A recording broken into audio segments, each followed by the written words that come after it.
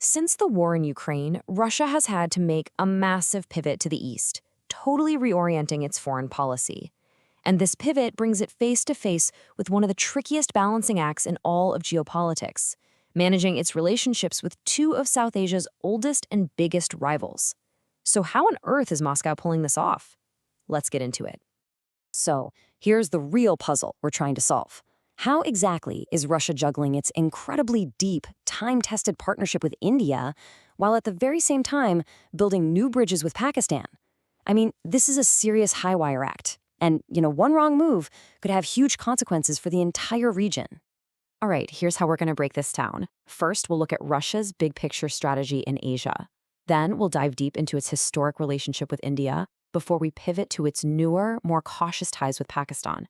After that, we're going to zoom out and see how the US and China are squeezing this whole dynamic. And finally, we'll connect all the dots on why this triangle really matters. So, getting hit with all those Western sanctions, Russia is really stepping on the gas with its pivot to Asia. And let's be clear, this isn't just a choice. For Moscow, it's a matter of survival, both geopolitically and economically. But in South Asia, that survival depends on carefully managing its ties with two nuclear-armed neighbors who, let's just say, have a very long and often very painful history with each other. Okay, before we go any farther, there's one key concept we absolutely have to lock in. It's called strategic autonomy. This idea is the beating heart of India's foreign policy today. It's the whole principle that allows New Delhi to have strong, independent relationships with both Russia and the United States, flat out refusing to be boxed into any one camp. Right, let's kick things off with India. The official phrase you'll hear over and over is a special and privileged strategic partnership. And look, that connection is very real. It's deeply rooted in history. But right now, it's being put under some serious pressure by the new realities of global politics.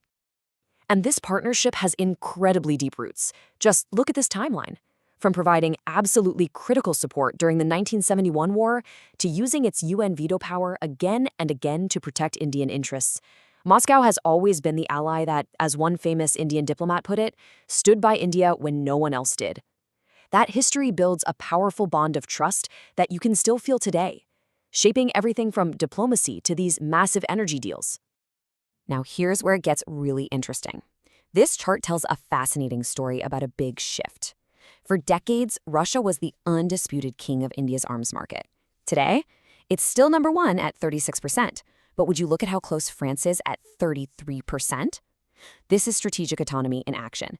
India is deliberately spreading its bets, making sure it's not too dependent on any one country for its defense.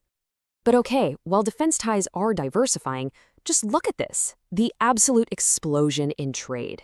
We're talking from just over $8 billion in 2020 to almost $69 billion today. That surge is almost entirely because of India buying up massive amounts of discounted Russian oil. And they're not done yet. The goal they've set for themselves is $100 billion. This quote from India's defense minister, it just perfectly captures the official vibe. It's sending a clear signal that no matter what external pressures or strategic shifts are happening, the public foundation of this relationship is meant to be seen as rock solid. Okay, so let's flip to the other side of this balancing act. Pakistan. Russia's relationship here is a much newer story.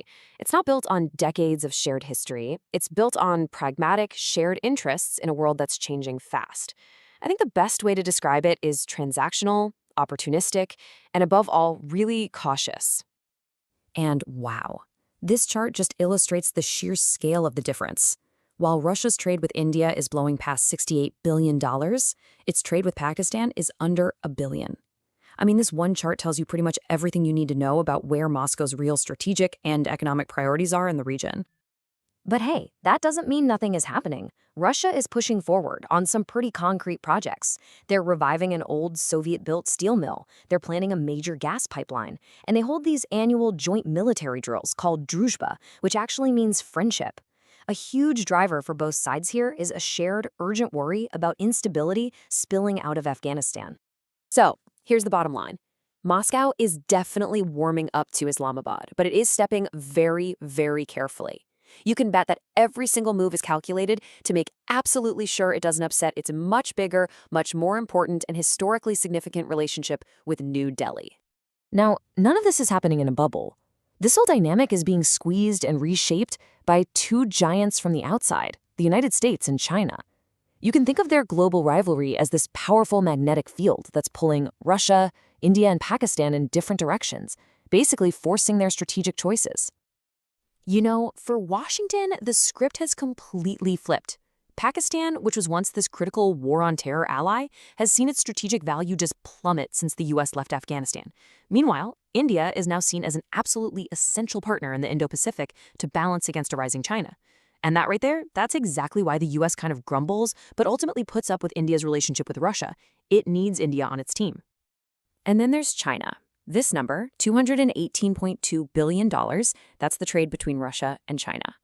This isn't just some friendship. It's a deep economic partnership that has become an undeniable lifeline for Moscow, and it gives Beijing an incredible amount of leverage.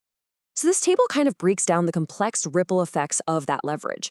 Russia's growing dependence on China, well, it reduces its own room to maneuver. Pakistan is also deeply reliant on Beijing, which creates this alignment where China is clearly the one calling the shots. So what does this all mean for India? Well, weirdly enough, as China's main rival in the region, India becomes even more important to Russia as a vital counterweight to avoid becoming totally beholden to Beijing.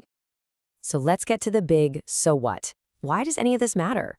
Well, because this complicated dance isn't just some regional issue. It's actively redrawing the maps for energy, for trade, for security alliances across the entire Eurasian supercontinent. What happens here is going to help define this new era. This now famous quote from India's external affairs minister, it just perfectly captures the worldview of rising powers like India. It's basically a declaration of strategic autonomy. It's a clear, unapologetic statement that says, we will define our own interests, and we're not just going to follow the West's lead, especially when it comes to vital relationships like the one with Russia. So what's the big picture here? You've got Russia walking this tightrope between two historic rivals. You have India masterfully playing all sides to push its own national interests forward. And you have the great power rivalry between the US and China acting like this powerful gravity, pulling everyone in different directions. And the result?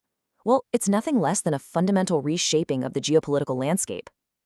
Which leaves us with the final and most critical question.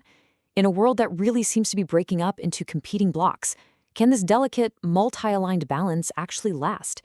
Or is it just a matter of time before the immense pressure from Washington and Beijing forces everyone to finally and definitively choose a side?